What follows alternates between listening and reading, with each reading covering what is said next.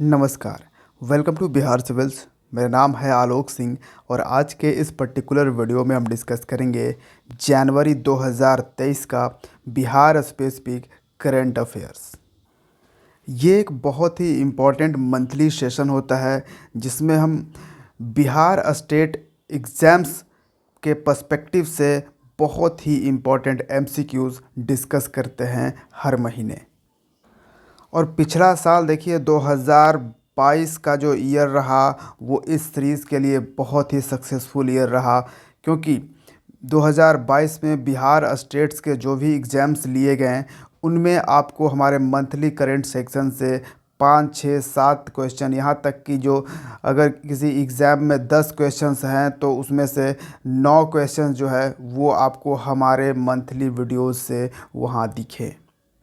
जैसे एग्ज़ाम ले लो 67th BPSC का, या फिर आप एग्ज़ाम ले लो ऑडिटर, बीपीएससी का ऑडिटर एग्ज़ाम ले लो, बिहार एसएससी का जो एग्ज़ाम ले लो उसमें जो पूछे गए। फिर आप अगर देख लो बीपीएससी और भी कई एग्ज़ाम्स कंडक्ट कराता है उसमें ये सवाल पूछे गए। तो 2022 रियली में इस सीरीज़ का सक्सेसफुल ईयर रहा था। तो फिर से शुरुआत कर रहे हैं 2023 ईयर, एंड आई होप आप सबके लिए ये ईयर भी सक्सेसफुल रहे इस सीरीज़ के साथ।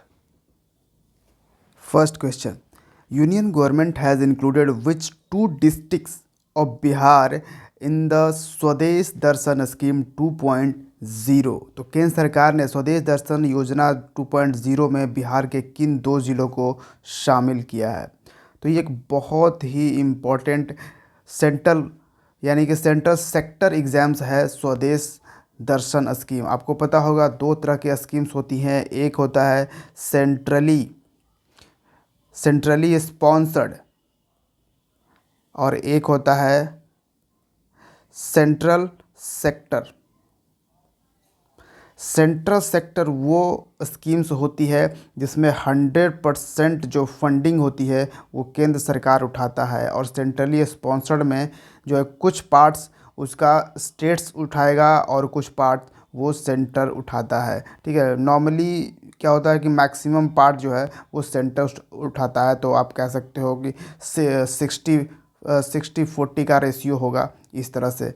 ठीक है, स्वदेश दर्शन स्कीम जो है इसको 2014-15 में ही लॉन्च किया गया था। ये पहला स्वदेश दर्शन स्कीम था।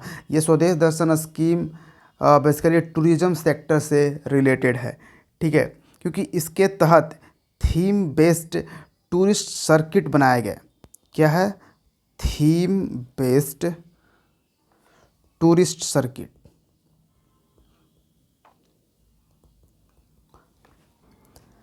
अब जैसे हो गया Buddhist circuit, Ramayana circuit, basically जो रिलीजियस प्लेसेस जैसे बुद्ध से रिलेटेड जो भी प्लेसेस हैं उनको एक दूसरे से बहुत ही बेहतर रोड और ट्रांसपोर्टेशन सर्विस के थ्रू जोड़ देना है, क्योंकि ताकि लोग अगर एक जगह पे घूमने आए तो दूसरे जगह को भी विज़िट कर पाएँ काफ़ी इजीली। ठीक है, अगर आसानी होगा जाना तो लोग ऐसे घूमेंगे और इससे हमारा टूरिज़्म बूस्ट करेगा। ठीक है, और भी कई सर्किट थे जैसे कृष्णा सर्किट, रूरल सर्किट, ये सब सर्किट बनाया गया, ट्राइबल सर्किट। ठीक है, तो ये सब जो था ये सब फर्स्ट फेज़ में ये सब किए गए। तो इसका यहाँ पे आपको दिख रहा होगा स्वदेश दर्शन स्कीम 2.0। ये स्वदेश दर्शन स्कीम का दूसरा फेज़ लॉन्च कर दिया गया है। तो इस दूसरे फेज़ में बात करी गई है वोकल फॉर लोकल। तो लोकल को प्रमोट करने की बात करी गई है, यहाँ पे आत्मनिर्भर होने की बात करी गई है। ठीक है, यहाँ से टूरिज़्म सेक्टर में मतलब अपने हम आत्मनिर्भर बनेंगे, इसकी बात करी गई है।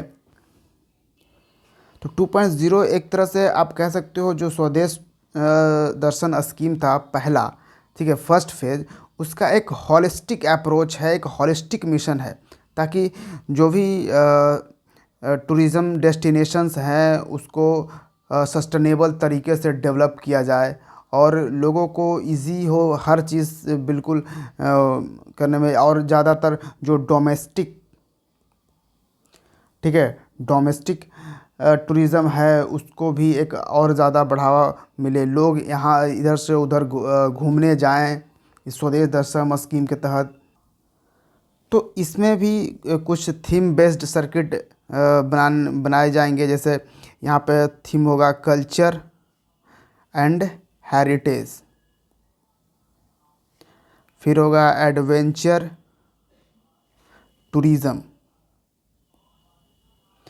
इको टूरिज़्म, ठीक है, बीच टूरिज़्म। तो ये 2.0 के तहत होगा ये सब। फिर cruises ocean and inland tourism, ठीक है। जो MV आपने सुना होगा MV विलास, मैं डिस्कस भी करूंगा इसी वीडियो में। MV गंगा विलास जो क्रूज़ चलाया गया वो सब क्या था, इसी टूरिज़्म को बढ़ावा देने की बात करी। यहाँ पे आप देख सकते हो क्रूज ओशन एंड इनलैंड का भी बढ़ावा देने की यहाँ पे बात करी गई है।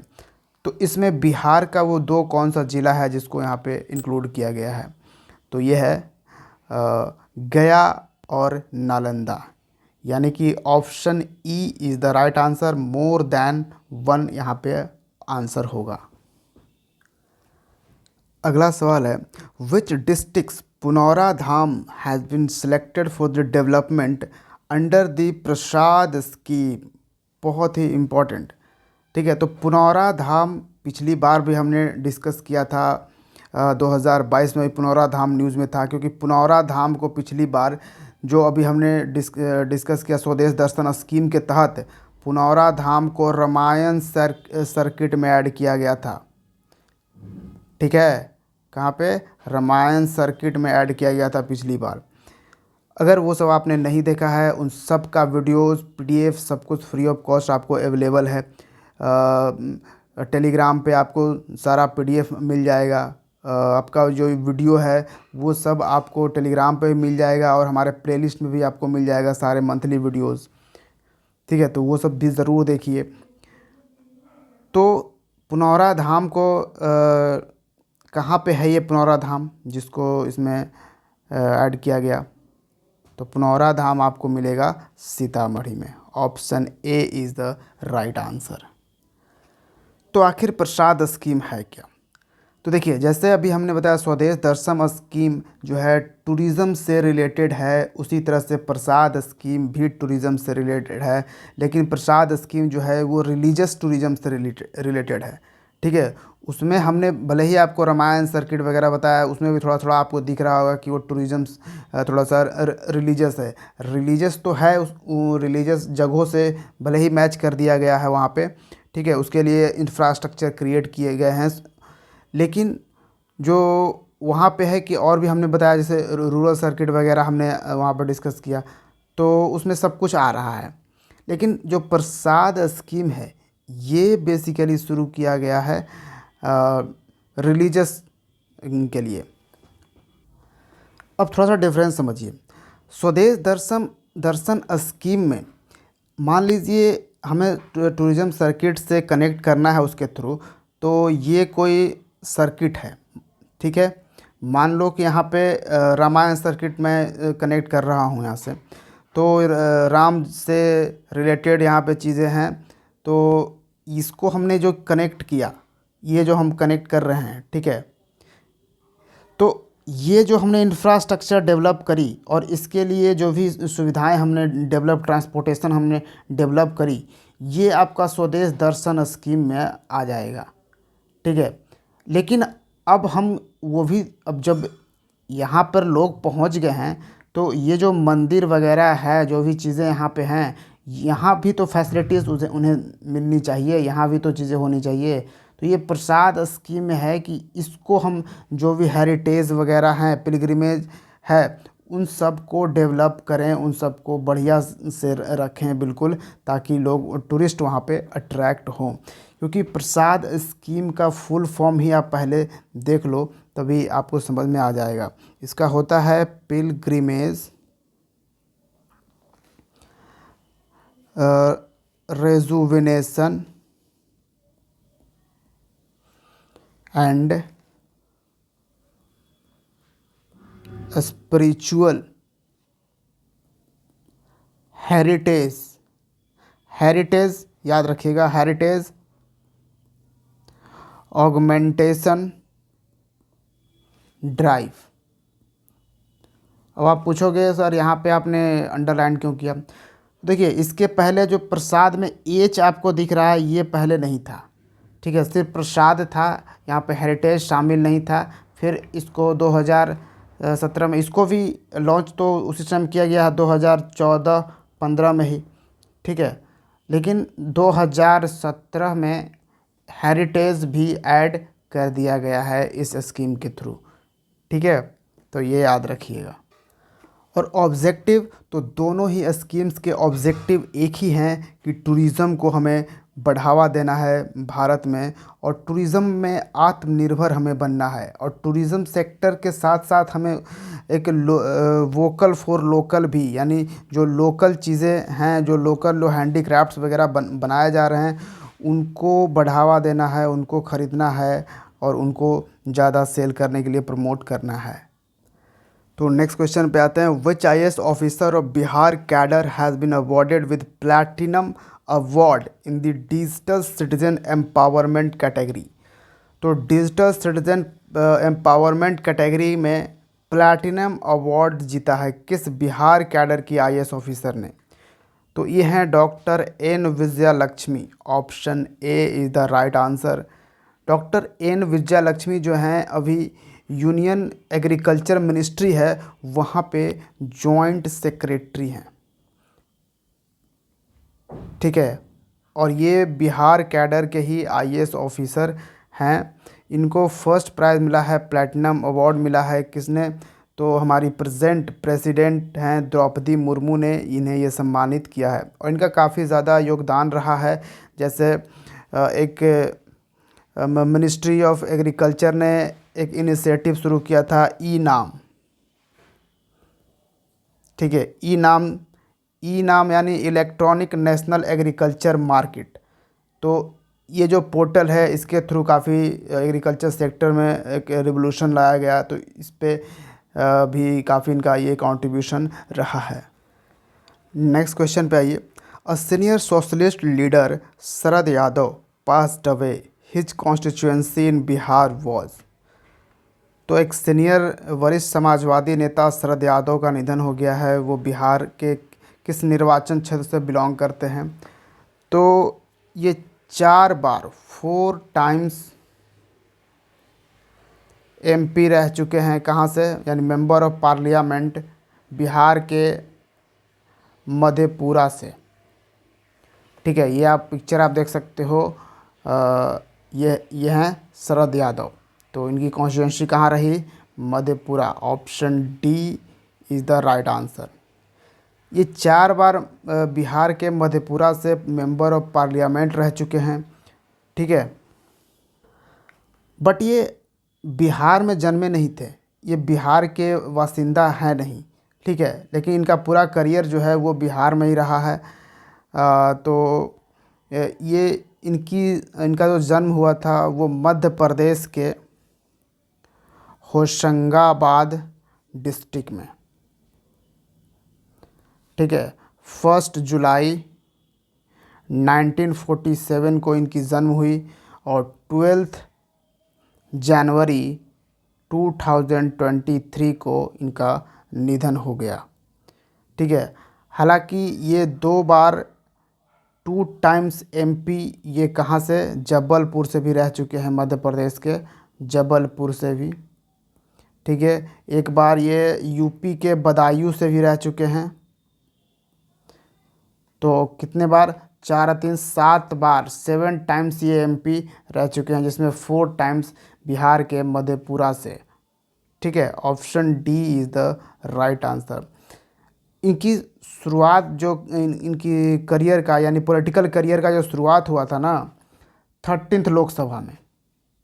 अभी कौन सा लोकसभा चल रहा है? 17th लोकसभा अभी चल रहा है ना, तो 13th लोकसभा की हम बात कर रहे हैं। बात है 1999 इलेक्शन, लोकसभा इलेक्शन की, जब इन्होंने अपने ही दोस्त किसको, लालू यादव को इन्होंने हरा दिया था। तो उस वक्त से ही ये थोड़े ज़्यादा फेमस हो गए थे, चमक गए थे। नेक्स्ट क्वेश्चन है, chief minister Nitish Kumar has unveiled the statue of Maharana Pratap in which district of Bihar. तो बिहार के किस जिले में महाराणा प्रताप का स्टैचू अनवील्ड किया है मुख्यमंत्री नीतीश कुमार ने?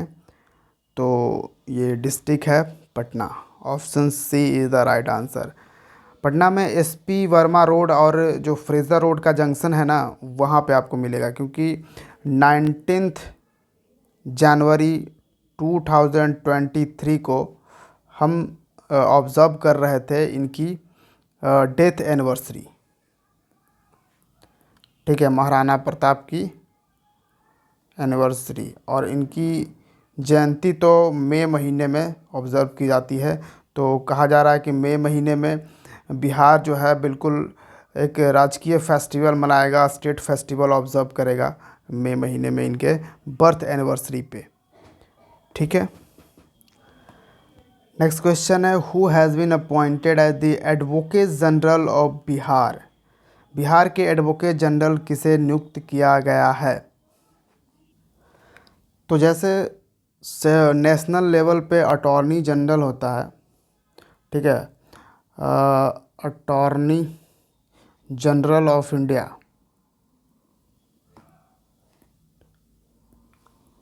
अभी प्रेजेंट टाइम में कौन है? आर वेंकट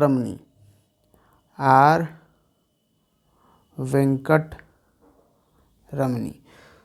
तो जैसे अटॉर्नी जनरल ऑफ इंडिया जो आर वेंकट रमनी, ये एज ए लॉ ऑफिसर, जैसे अगर मान लो कि केंद्र सरकार पे कोई भी केस वैसे हुआ, उन्हें सुप्रीम कोर्ट में रिप्रेजेंट कौन करेगा? सेंट्रल गवर्नमेंट को कि सुप्रीम कोर्ट में कौन रिप्रेजेंट करेगा? तो ये आर वेंकट रमनी करेंगे। उसी तरह से एडवोकेट जनरल होता है स्टेट में, तो स्टेट में एडवोकेट जनरल ऑफ बिहार अभी फ़िलहाल कौन अपॉइंट किए गए हैं? तो ये हैं Prashant Kumar Shahi. Option B is the right answer. Next question है, election commission of India has appointed home as the state icon of Bihar. तो यहाँ पे आप देख सकते हो नोटिफिकेशन है, स्टेट आइकॉन ऑफ बिहार के तौर पर इलेक्शन कमीशन ऑफ इंडिया ने अपॉइंट किया है मैथिली ठाकुर को। Option C is the right answer. आपको पता होगा बहुत ही यंग फॉक सिंगर हैं ये, ठीक है, लोक गायिका हैं। So next question, the world's longest river cruise, क्या नाम है इस रिवर क्रूज का? MV Ganga Vilas has crossed how many states of India. दुनिया का सबसे लंबा river cruise MV Ganga Vilas Bharat के कितने राज्यों को पार कर चुका है? तो ये पार करेगा कितने राज्यों को? 5 राज्यों को। Option A is the right answer. इसकी शुरुआत हुई 13 जनवरी, कहाँ से? वाराणसी। ठीक है, वाराणसी से इसकी शुरुआत की गई, प्रधानमंत्री मोदी ने इसकी शुरुआत करी। वाराणसी आपको उत्तर प्रदेश में मिलेगा। ठीक है, फिर ये इसके बाद ऑब्वियसली ये जाएगा बिहार में, बिहार के पटना, मानो और भी कई जगहों पर जाएगा, पटना में भी जाएगा बिहार एक। फिर आपको ये झारखंड के एक जगह पे भी रहेगा। ठीक है, आपको पता होगा झारखंड का एक ही डिस्ट्रिक्ट है जहाँ पे गंगा नदी बहती है, और वो कौन सा है? साहिबगंज। ठीक है, तो इसी प्लेस पे जाएगा ये झारखंड में। उसके बाद ये वेस्ट बंगाल कोलकाता में जाएगा। ठीक है, तो यहीं पे हो गया आपका 4 स्टेट हो गए यहाँ पे। और इसके बाद ये बांग्लादेश में चला जाएगा, एक अलग कंट्री। बांग्लादेश के ढाका में जाएगा। और यहाँ से फिर ये नॉर्थ ईस्ट के हमारे नॉर्थ ईस्ट स्टेट का एक प्लेस मिलेगा, गुवाहाटी।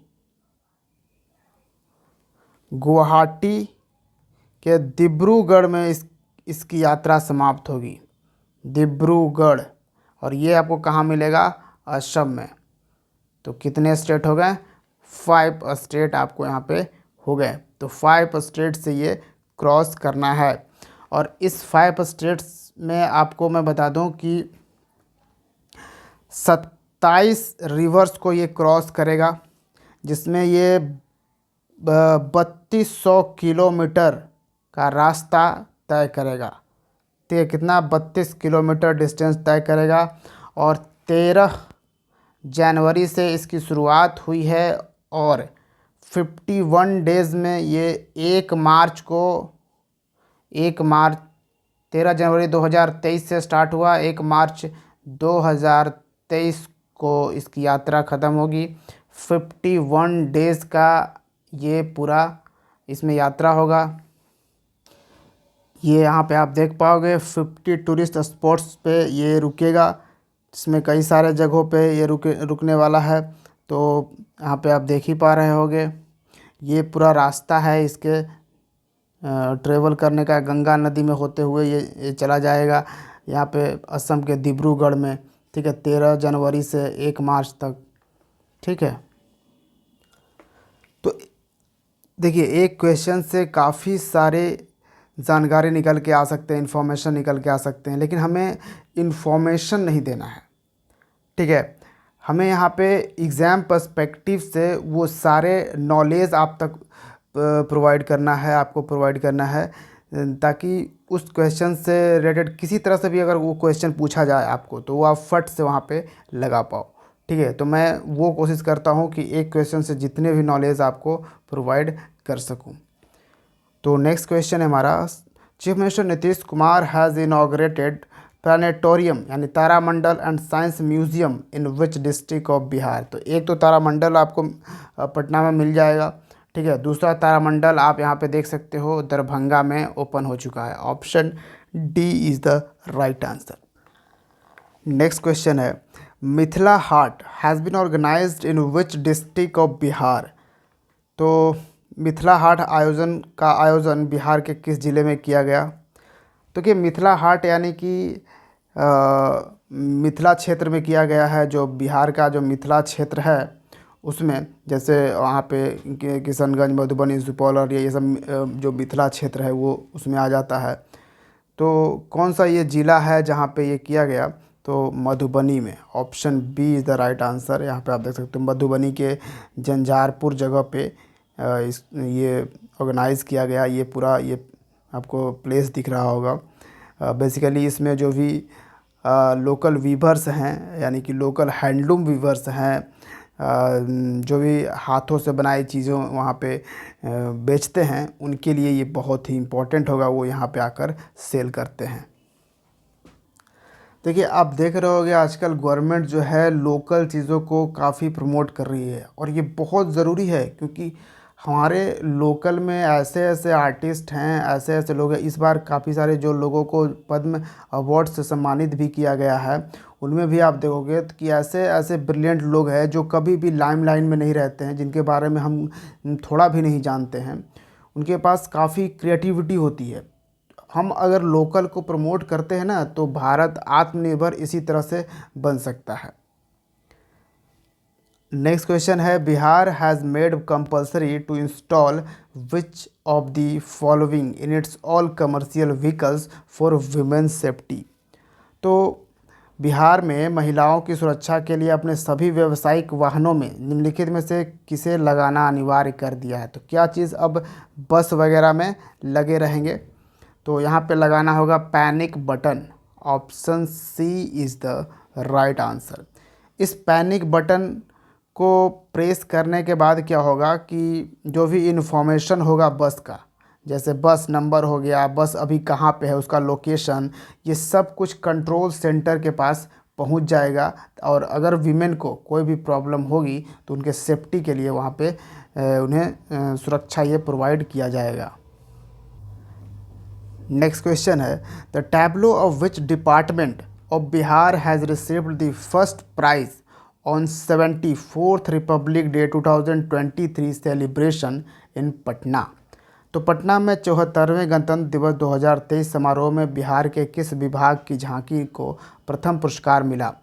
तो 2022 में अगर देखें तो एजुकेशन डिपार्टमेंट को मिला था ये फर्स्ट प्राइज़। ठीक है, हम बात ये दिल्ली की नहीं कर रहे हैं बल्कि पटना की कर रहे हैं। ठीक है, पटना के गांधी मैदान में जो सेलिब्रेट किया गया, तो यहाँ पे इस बार यानी 2023 के रिपब्लिक डे में कौन सा था? तो Panchayati Raj department, option A is the right answer. Second position पे आपको एग्रीकल्चर डिपार्टमेंट रहा। थर्ड पोजीशन पे इस बार रहा आपका एजुकेशन और टूरिज़्म डिपार्टमेंट, दोनों ज्वाइंटली थर्ड पोजीशन पे रहा। तो नेक्स्ट क्वेश्चन पे हम आते हैं, which Bihari has received India's 4th highest civilian award Padma Shri 2023। तो किस बिहारी को भारत का चौथा सर्वोच्च नागरिक पुरस्कार पद्मश्री 2023 प्राप्त हुआ है? तो देखिए, पूरे देश भर में 106 पद्म अवार्ड्स दिए गए। इसमें से 6 अवार्ड्स जो थे वो पद्म भूषण अवार्ड थे, 9 पद्म विभूषण अवार्ड और 91 पद्म श्री अवार्ड्स प्रोवाइड किए गए। तो यहाँ पे यही 91 में से पूछ रहा है। तो इन 91 में से बिहार के 3 पर्सन्स को ये पद्मश्री अवार्ड्स प्रोवाइड किए गए हैं। तो यहाँ पे आप देख सकते हो, सुभद्रा देवी जी, कपिल देव प्रसाद, आनंद कुमार, इन तीनों लोगों को ही इस बार 2023 के पद्मश्री अवार्ड से सम्मानित किया गया है। यानी कि ऑप्शन कौन सा राइट हो जाएगा? Option E, more than one.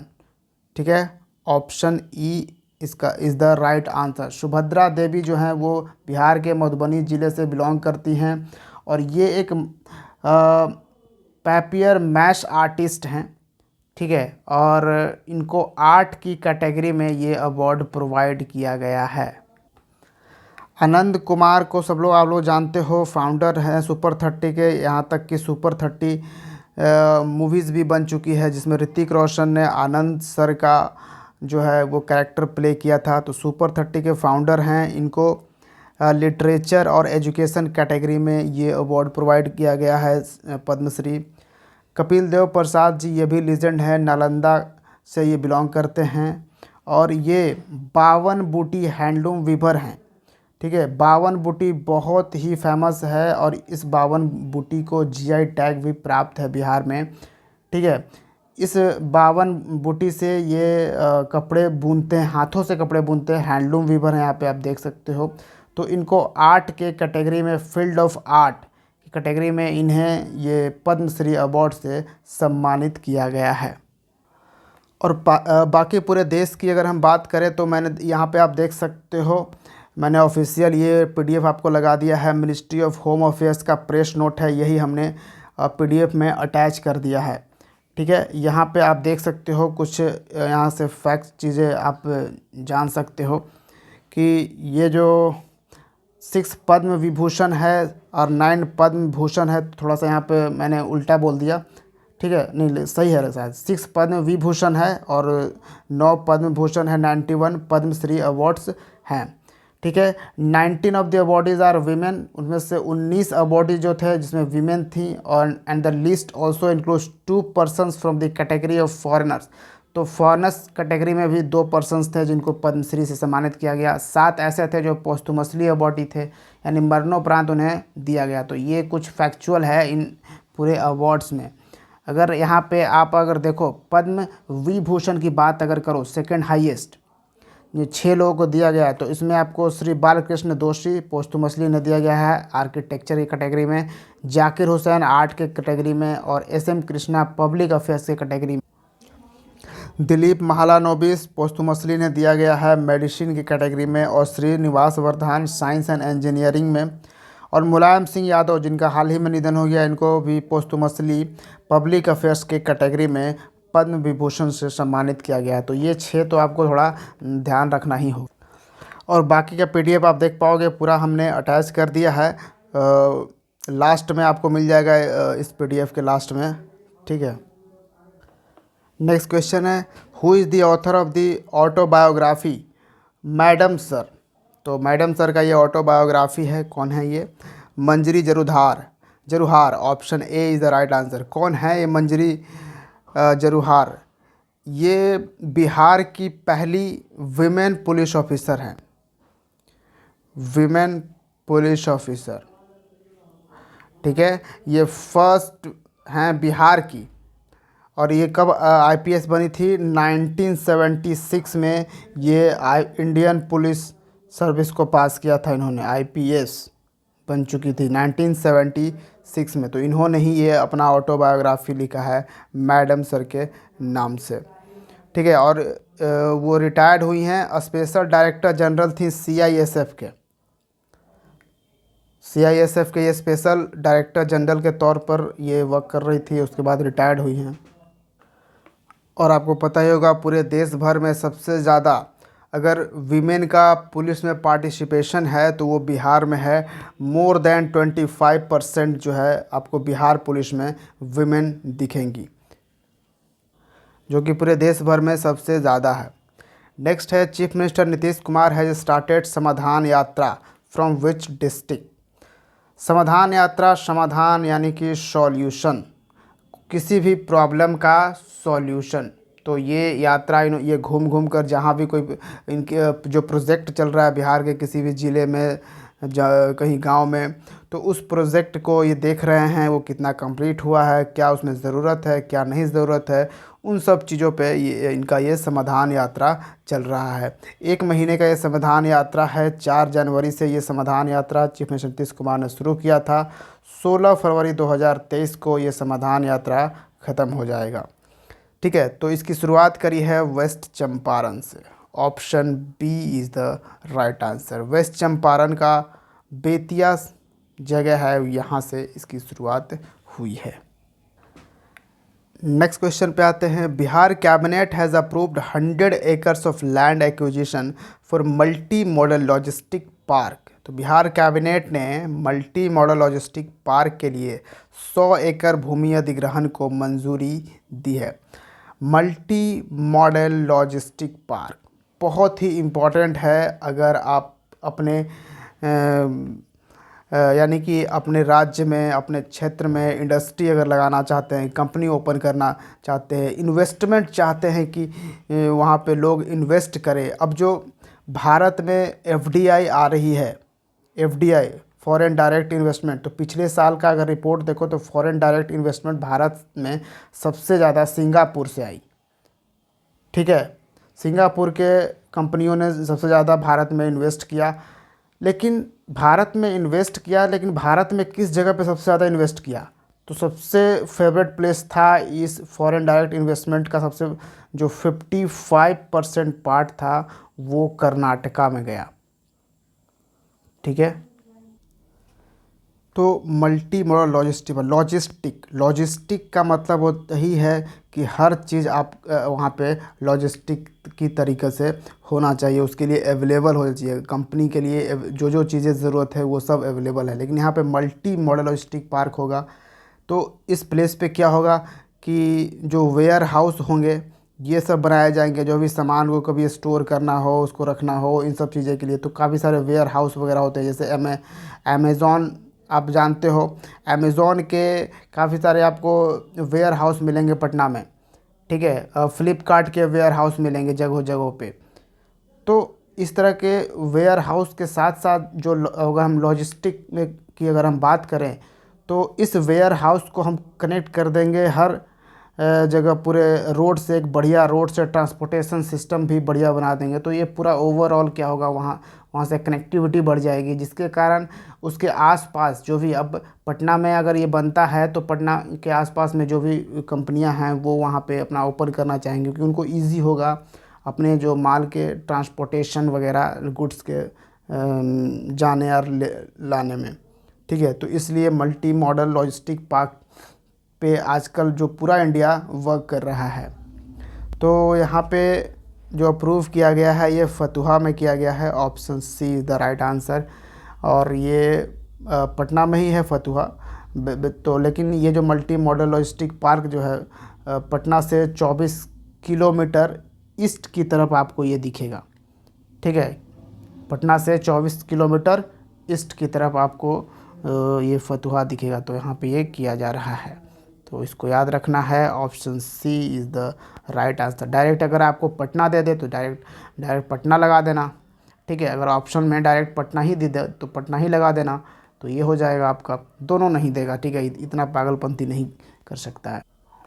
Next question है, Bihar has launched which campaign to check and treat the eyes of economically weaker section citizen. Bihar ने आर्थिक रूप से कमज़ोर वर्ग के नागरिकों की आँखों की जांच और इलाज के लिए कौन सा अभियान शुरू किया है? तो ये अभियान है जीवन ज्योति अभियान।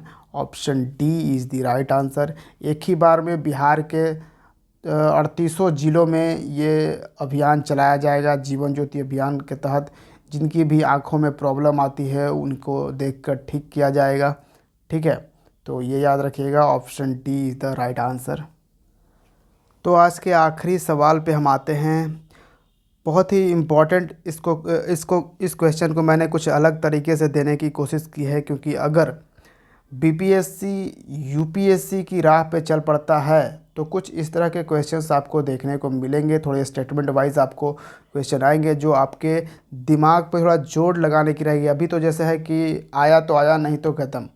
ठीक है, लेकिन अगर इस तरह के क्वेश्चंस आपके मिलेंगे तो आपके दिमाग पे जोर लगेगी। ठीक है, तो यहाँ पे आप देख सकते हो, असर रिपोर्ट 2022 क्या कहता है, ये इस रिपोर्ट के बारे में यहाँ से पूछा जा रहा है। तो अगर आपने असर रिपोर्ट को देखा है तो आपको यहाँ से समझ में आ जाएगा। तो असर रिपोर्ट 2022 यहाँ पूछ रहा है, एक स्टेटमेंट दिया गया है, 57% students of class 5 in Bihar could not even read lessons of class 2। तो बिहार के 57% ऐसे 5th क्लास के स्टूडेंट हैं जो क्लास 2 के भी बुक नहीं पढ़ पाते हैं। ये पूछ रहा है क्या ये सही है क्या गलत है। ठीक है, दूसरा है 36.7% of schools do not have toilets for girl students in Bihar. Bihar में जो टॉयलेट हैं गर्ल्स के लिए नहीं है, ऐसे 36.7% स्कूल्स हैं बिहार में जहाँ पे गर्ल के लिए टॉयलेट ही नहीं है। तो क्या ये स्टेटमेंट सही है गलत है, ये आपको बताना है। हालांकि इसको पढ़ने के बाद आपको ऑप्शन में थोड़ा सा प्रॉब्लम दिख रही होगी। ठीक है, लेकिन यहाँ पे अगर मान लें कि ऑप्शन में हमने देखा कि बोथ 1 और 2 और यहाँ पे भी 1 और 2 है, तो लेकिन फिर तो इसका कोई वैल्यू ही नहीं रहेगा मोर देन 1 का। ठीक है, या फिर नॉन ऑफ दिस का वैल्यू ही नहीं रहेगा। तो ठीक है, मैंने एक तरह से ये देने का, हाँ ऑप्शन कुछ और तरीके से दे सकता है वो। ठीक है, तो यहाँ पे आपको बस ये मैं इसकी जानकारी देना चाहता हूँ असर रिपोर्ट के बारे में, तो ये आप इस पे फोकस ज़रूर करें। तो देखिए ये बात बिल्कुल सही है। ठीक है, यानी कि स्टेटमेंट फर्स्ट भी करेक्ट है और स्टेटमेंट सेकंड भी करेक्ट है कि बिहार में कक्षा 5 के 57% छात्र कक्षा 2 का पाठ भी नहीं पढ़ पाते हैं और बिहार में 36.7% स्कूलों में छात्राओं के लिए शौचालय नहीं है। ये बोथ स्टेटमेंट्स आर करेक्ट। तो ऑप्शन क्या हो जाएगा, option A is the right answer. ठीक है, हाँ, हालांकि ऑप्शन ई भी होगा मोर देन 1। ठीक है, लेकिन उस तरह से मैंने इसको देने की कोशिश नहीं की है, तो ये चीज़ें भी आपको ध्यान रखनी है। तो इस रिपोर्ट के बारे में और एडिशनल इन्फॉर्मेशन दूं तो असर यानी कि यह है annual status of education report. ठीक है, तो यहाँ से ही एनुअल दिख रहा है आपको, यानी कि हर साल ये रिपोर्ट लाया जाता है।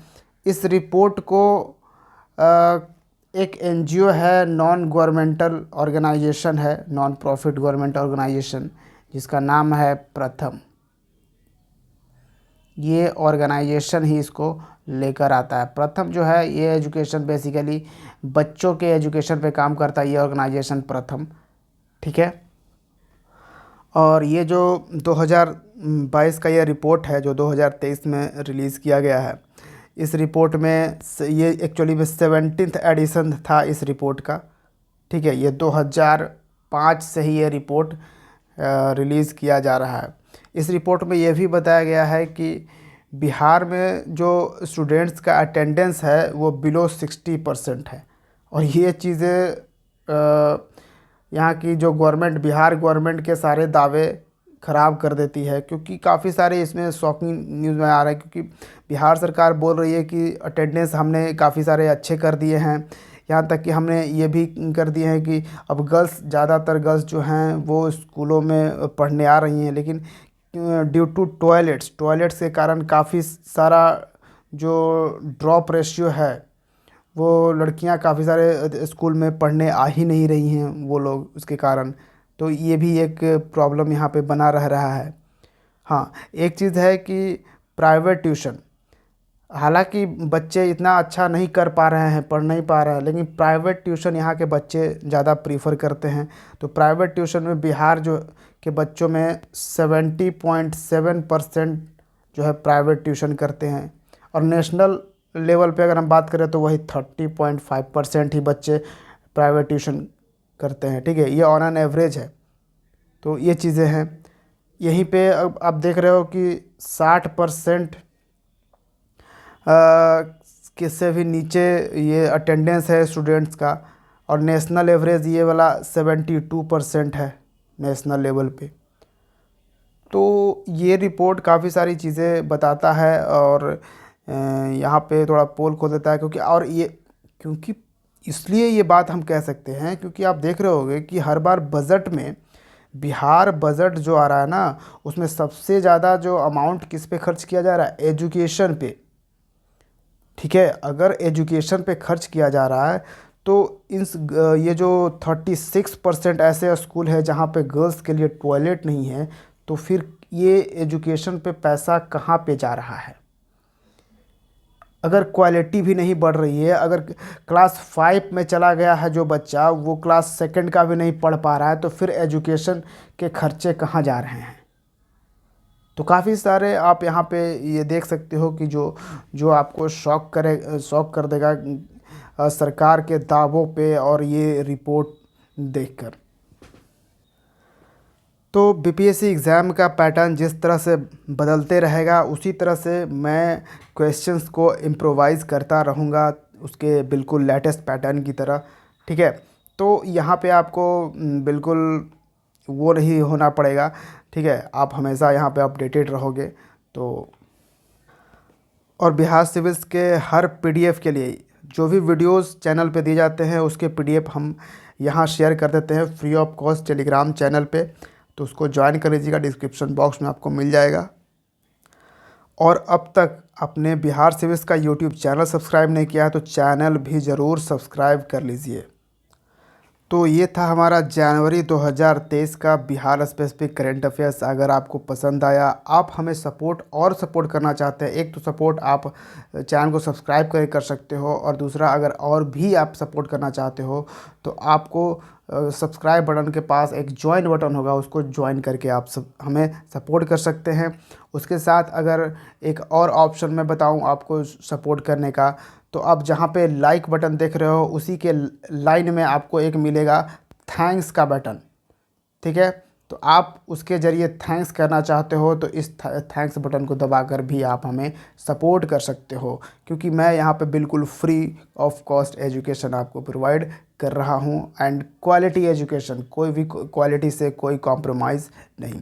सो thank you for watching Bihar civil. See you the next video. Jai Hind.